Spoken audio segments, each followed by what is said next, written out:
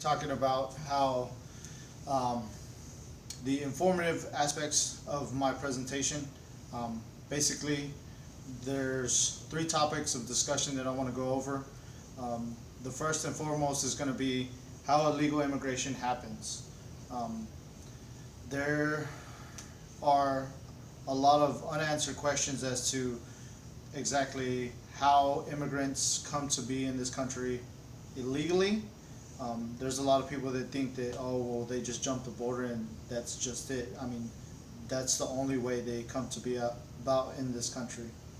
Second topic of discussion is going to be about how the system is flawed, has been flawed for years, and there's not really a good way to fix the already broken system. The third topic of discussion is going to be over the solutions we can come about to fixing the broken system, the broken policies, and a better way than just trying to um, put up barriers between the two countries. Um, First off, the naturalization, citizenship, and immigration system works for most people. Now, there are people that have been stuck in the, I guess, limbo of the immigration status because their applications don't have sufficient information, or they um, don't have enough criteria that meets certain aspects of a particular part of the application. For instance, um, there are some people that have been in the system for almost 20 plus years because of a failed application or erroneous information on their application that made them unacceptable to apply for U.S. citizenship or sometimes work visas, school visas, and so forth. Um, there's a process that the application goes through, and for most part, the application doesn't even have its first review until a year after the application has been submitted. According to the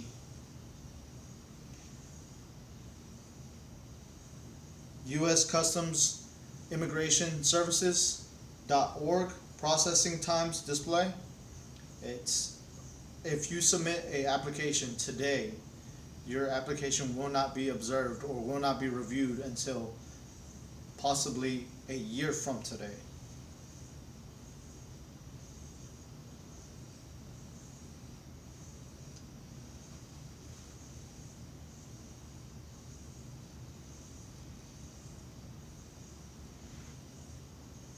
Now, just because you submit an application doesn't mean that you're automatically going to be uh, a U.S. citizen.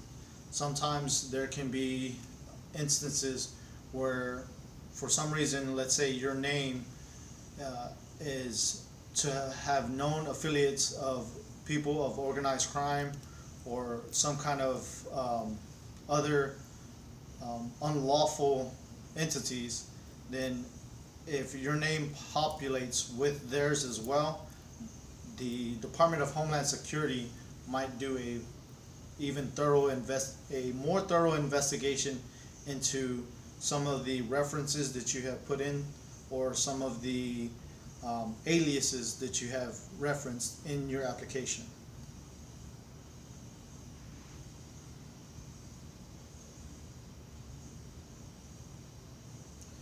We already talked about the reason some of the system doesn't work.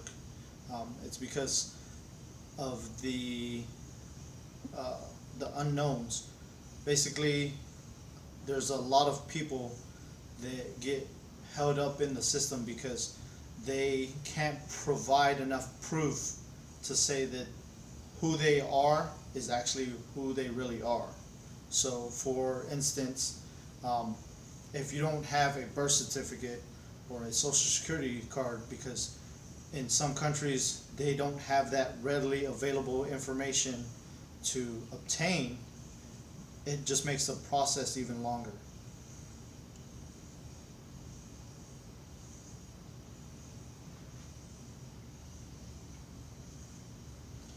Um, the Department of Homeland Security estimated that 11 million people are in this country illegally. Now, I'm pretty sure they're not going door to door asking people about their immigration status. So, according to Pew Research, that is how many people are here illegally. But how do they get that number? Um, well, most of the time it's because people let their immigration status or their visas or um, some kind of citizenship right lapse.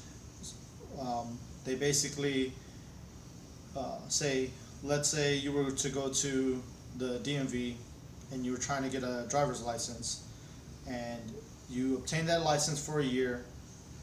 Upon the next year, whenever you go to renew it, they say, well, there's no point in me renewing that license because it's just going to cost money, waste time, and I've never been pulled over or arrested for driving without a license. It kind of goes hand in hand with the immigration status. Sometimes these people think, well, what's the point in renewing my status when they're going to just tell me the same exact thing they told me last year or the year before or the year before that?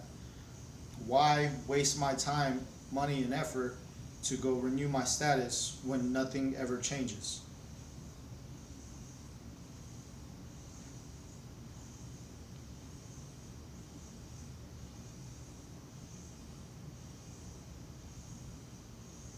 So the solution, how do we fix the problem? Well, for one, a border wall is not going to work. Right now, that's what we have in place. Um, for the last 248 years, it hasn't worked. That's how long the U.S. Customs and Border Security agencies have been working on it. Let's see, what's another way to help people, to provide for people that will allow them to stay in their country? Well, if we help them build an infrastructure that will allow them to stay there and work jobs with accurate and adequate wages, then I'm pretty sure they would stay in their country. Another thing is to provide security. That's something that a lot of people travel to the United States for, is for one, for the jobs, two, for the security. If we were to militarize their police force the same way the United States does, I'm pretty sure we could get rid of the cartel that thrive on some of these people that utilize them to come over to the United States. In conclusion, all of this has been thoroughly researched and vetted through all of the Department of Homeland Defense, the Immigration and Customs Enforcement agencies, the U.S. Customs and Immigration Services websites. All this information can be found there. For the topics of discussion, it was basically how the system is broken, how these people come to be about in this country, and the solution to fix what we already know, that a border wall will not work.